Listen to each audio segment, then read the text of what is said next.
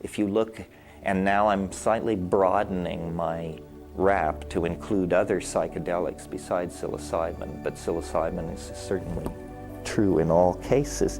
What these things do, if you had to generalize 100,000 psychedelic experiences, the ones where people thought they were God, the ones where people had to be taken to the ER room and have their stomach pumps, all of them, if you generalized, what these substances do is they dissolve boundaries. They dissolve boundaries. If you love it, you'll love it. If you hate it, you'll hate it. But that's what they do. They dissolve boundaries. Now, the reason this provokes a lot of social anxiety is because all societies are about the maintenance of boundaries. It doesn't matter whether you're, a stockbroker in New York, a Zen monk in Kyoto, a Hasid in Jerusalem. Your society is held together by boundaries and definitions, and anything which dissolves those boundaries and introduces relativity into cultural modeling is felt to be threatening, because we like to believe that our reality is somehow sanctioned, that this is how it should be. But in fact, that's just a cultural judgment. All cultures think that their culture represents a sanctioned reality. It doesn't. It just represents the current download of their linguistic enterprise. At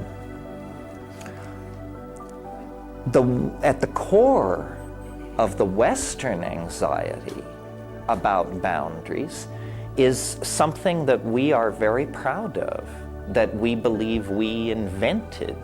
We call it the ego. Sometimes we call it the democratic individual. We say no Eastern society could have produced this. We took this from the Greeks, we perfected it through the Romans, we brought it up through the medieval period. John Locke and Thomas Hobbes and all those folks fixed it up for us in the 18th century. Thomas Jefferson ironed out the wrinkles, and modern America is the shining example of what you can do if you empower the ego, the citizen, the individual. We want nothing of tribalism, still less of collectivism, and God forbid, nothing whatsoever to do with communism. See, all these things set us going. But in fact, the ego is appropriate only to a certain point. I mean, yes, we need egos, so that when you take someone to dinner at a reasonable restaurant, you place food in your mouth, not their mouth. This is what the ego is for. It tells you who pays.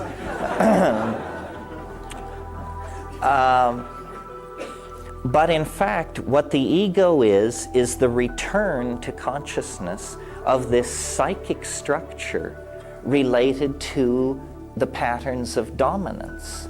And the way I think of the ego is it's like a cyst or a calcareous growth or a tumor that gets going in the personality. And if not treated, it becomes chronic. And then there is no cure. There can only be, a certain amount of maintenance and medication of it. But it's incurable, except unless we resort to not only non-prescription drugs, but drugs currently illegal. In other words, the psychedelics, through this boundary dissolving function, dissolve that boundary as well. And so they promote a larger sense of the world than the values of capitalism, competitiveness, object fetishism, property acquisition, and the bottom line, empower.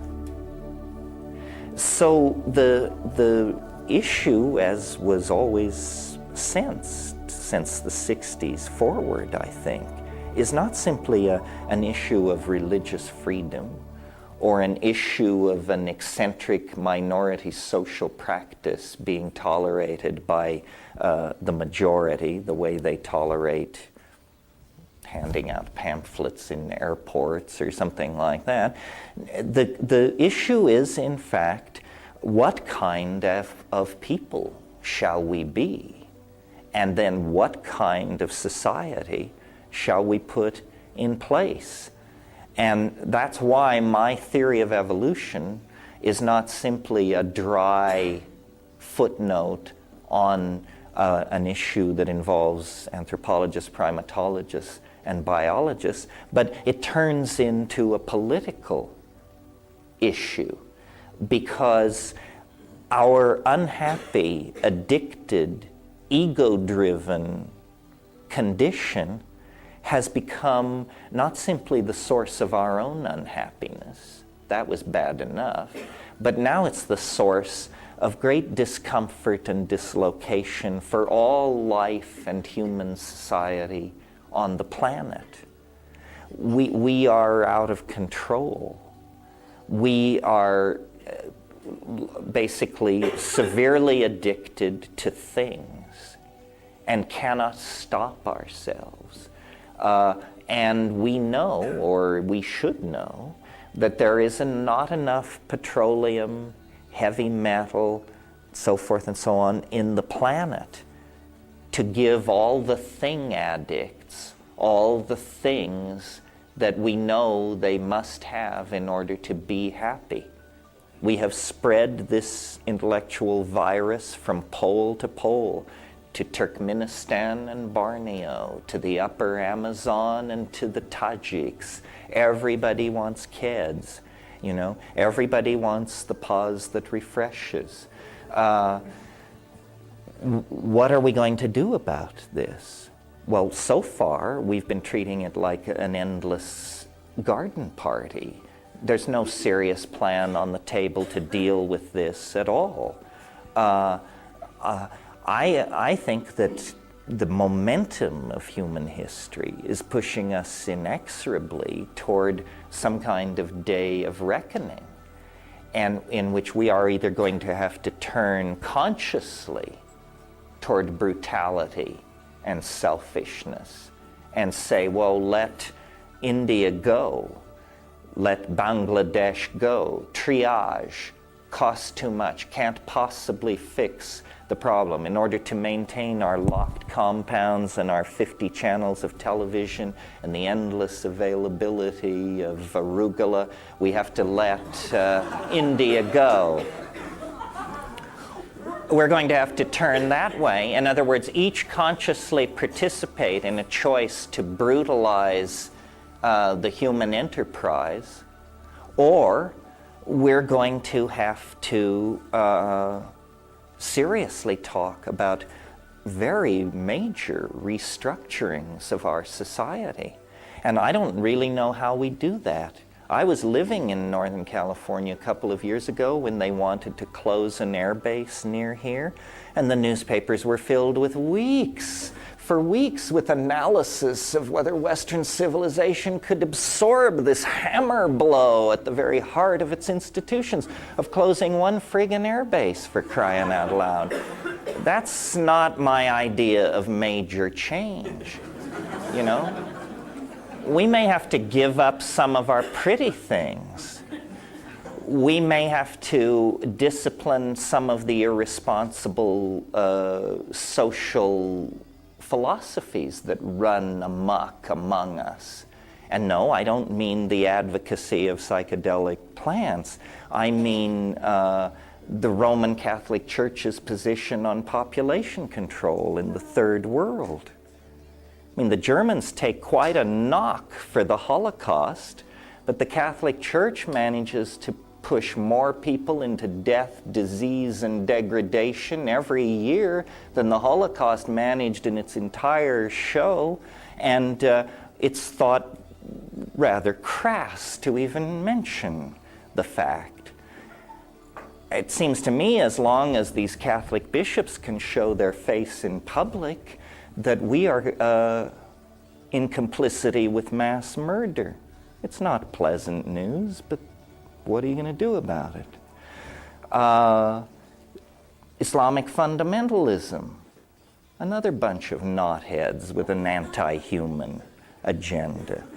What are we going to do about this?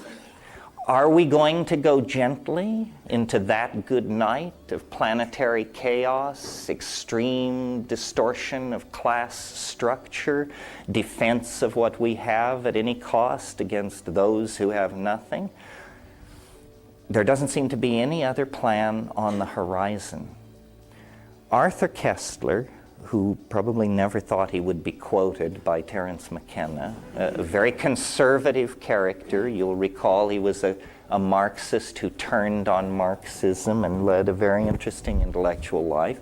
He wrote a book 30 years ago called The Ghost in the Machine. And he made a case similar to mine, but a little simpler. He observed human beings are hardwired for homicide. This is what we do best because this was something we had to do, apparently, at some point in our past, at least in Koestler's view. He didn't believe in a mushroom paradise. But he reached the same conclusion that I have, which is we need a pharmacological intervention on antisocial behavior, or we are not going to get hold of our dilemma. And there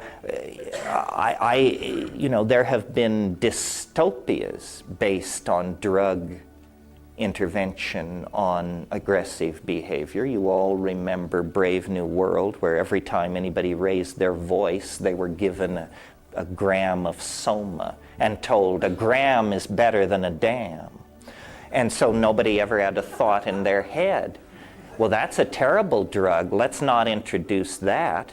Uh-oh, the bad news is we've had it for decades. It's called television, you know. We have millions of people in larval, low-awareness lives in their little condominium apartments, just ladling this garbage into their minds. The average American watches 5.5 hours of TV a day, so imagine how much time these people watch. I mean, to think of that as human at all, if that were a drug, we'd be up in arms. You know, if people were loaded at home with that level of mental condition day after day after day, we would do something about it. So I can't propose a grand solution, but I do think that it is pregnant with implication that here at the end of the 20th century, with all of these problems hammering down on us, the news comes from the rainforests and the deserts that these Aboriginal people, while we made the descent into history and got the top quark and planted the flag on the moon and all that, they kept the faith. And they have a materia medica, a toolbox that can carry us back into a connection with the planet. Now, the question might be asked, why do you have such overwhelming faith in what is, after all, a substance, a drug? I mean, don't psychedelics just cause you to see pretty pictures and patterns and tally up your gains and losses and then you come down and that's it?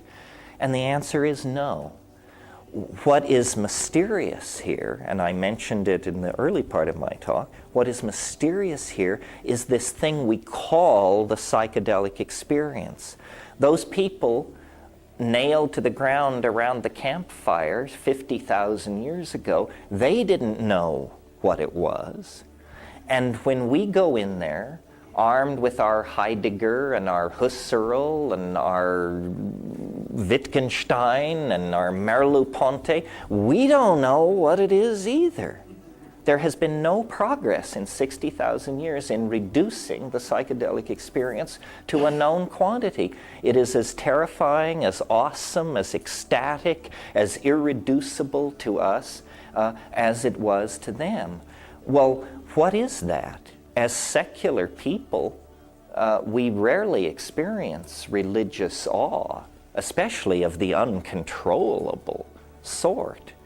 I believe that what makes the psychedelic experience so central is that it is a connection into a larger modality of organization on the planet, which is a fancy way of saying it connects you up to the mind of nature herself.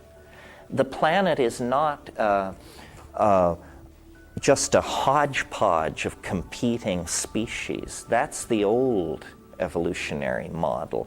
That's been obsolete for decades. The new evolutionary model is that where we see species, nature sees only a gene swarm, genes moving at various speeds, being transferred around, a large percentage of them by sexual propagation, but a large percentage of them by asexual and vegetative propagation, and still others by more exotic methods of propagation, such as go on in the fungi and the bacteria.